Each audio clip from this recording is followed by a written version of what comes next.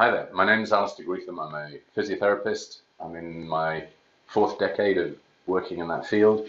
And I've also worked quite extensively in fields of personal development, retraining, relearning, re-education as it applies to movement. So we work with people, for example, that are speakers and presenters, work with sports people, with golfers, with dancers, with people that come from a variety of movement environments.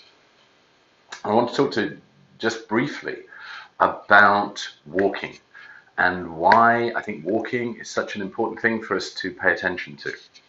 So, for most people, I think you could, recognize that if you could move more efficiently, you could use less energy, you could move in a way that was more elegant, had more poise, used much less impact in terms of ground forces, that would be a good thing. And yet, for many people, completely unconsciously, they walk in ways that are quite inefficient.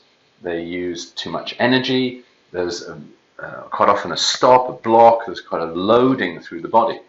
So part of this is the reason, actually, unbeknownst to most people, that they get so many lower limb problems, knee, foot, ankle, hip, pelvis problems, lower back problems, and especially a lot of head and neck problems are very, very strongly correlated with inefficient walking patterns.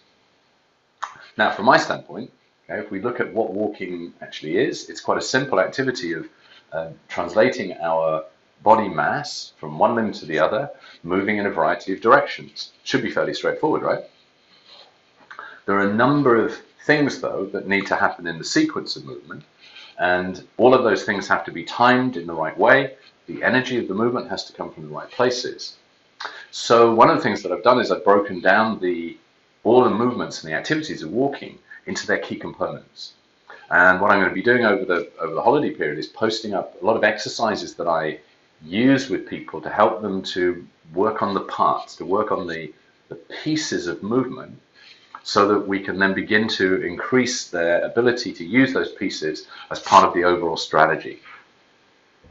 Now, how do we do that? Well, first thing we've got to do is we've got to understand where we are in terms of what we do.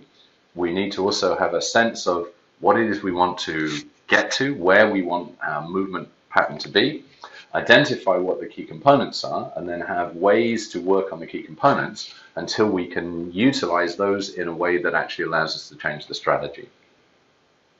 So I think, if we don't pay attention to how we walk, if we don't really begin to learn how to use this pattern quite considerably, we're missing out on a huge opportunity for making a massive change in our life in something that's really quite simple, and we do it all the time. When we do make this change, because of the number of repetitions of movements that we do, if you think about people wearing Fitbits and Apple Watches and counting their steps, for many people it's in the many thousands of movements that are performed on a daily basis.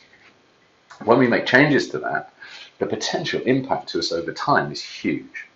So I'm going to be talking about that and talking more about how you can begin to learn how to move better, how you can begin to learn to move more efficiently as we progress over the next few weeks. Have a good day. I'll talk to you soon.